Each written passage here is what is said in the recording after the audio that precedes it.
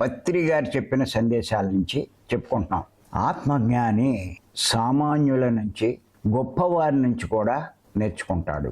ఇక్కడ గమనించినట్లయితే నేర్చుకోవడం అన్నది చాలా ఇంపార్టెంట్ అన్నది మనకు అర్థమవుతుంది. ఎవరు బాగా నేర్చుకుంటారో వాడు జ్ఞానపరంగా ఎదుగుతాడు. ఏమీ నేర్చుకోని వాడు ఎదగడు. ఎంత ఎక్కువ నేర్చుకుంటే అంత ఎదుగుతాడు. ఎన్నిటి నుంచో నేర్చుకోవచ్చు.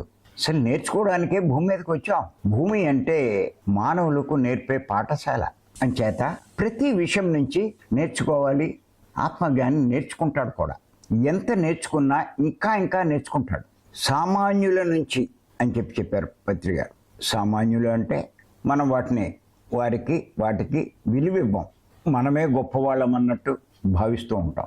ఎంత గొప్పవాడైనా సృష్టిలో ఉన్న ప్రతి దాంట్లోంచి ఏదో ఒకటి నేర్చుకోవాలి మానవుడు అన్నవాడు. ఎంచేతంటే ప్రతి జీవిలో, ప్రతి దాంట్లో ఏదో ఒక విశిష్టత ఉంటుంది. అవన్నీ నేర్చుకున్నప్పుడే మానవుడు పూర్ణజ్ఞాని కాగలుగుతాడు. పూర్ణజ్ఞానికి తెలియందంటూ ఏది ఉండదు. అన్నీ తెలుసుకుని ఉన్నవాడే పూర్ణజ్ఞాని. పూర్ణజ్ఞాని అంటే పూర్ణాత్మ స్థితికి ఎదిగినవాడు.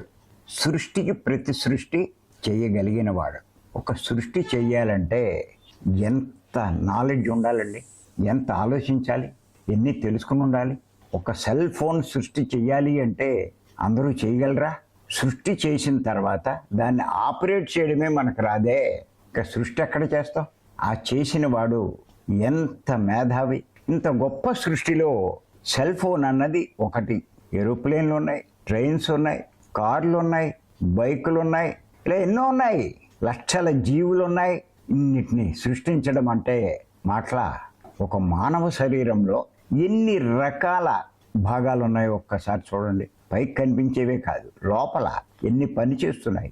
ఒక తలలో ఎన్ని రకాలు ఉన్నాయి, ఛాతి భాగంలో ఎన్ని ఉన్నాయి. ఇలాగా ఇన్ని వాటిని కాంపాక్ట్గా తయారు చేసి ఒక మానవ శరీరం తయారు చేశారు అంటే ఆ సృష్టికర్త ఎంత మేధస్సు ఉన్నవాడు చెప్పండి. సృష్టి చేయడమే కాదు, ఎదుగుదల, మార్పులు, చివరకు కృషించడం, అంతరించడం. ఎంత విచిత్రం చెప్పండి. ఊరికి ఎలా అయిపోతారండి? అందుకే పత్రి గారు అన్నారు, ఒక మానవ జన్మ తీసుకున్నాక ఆ సృష్టికర్త స్థాయికి మనం ఎదగాలి అంటే 400-500 జన్మలు పడుతుంది అన్నారు.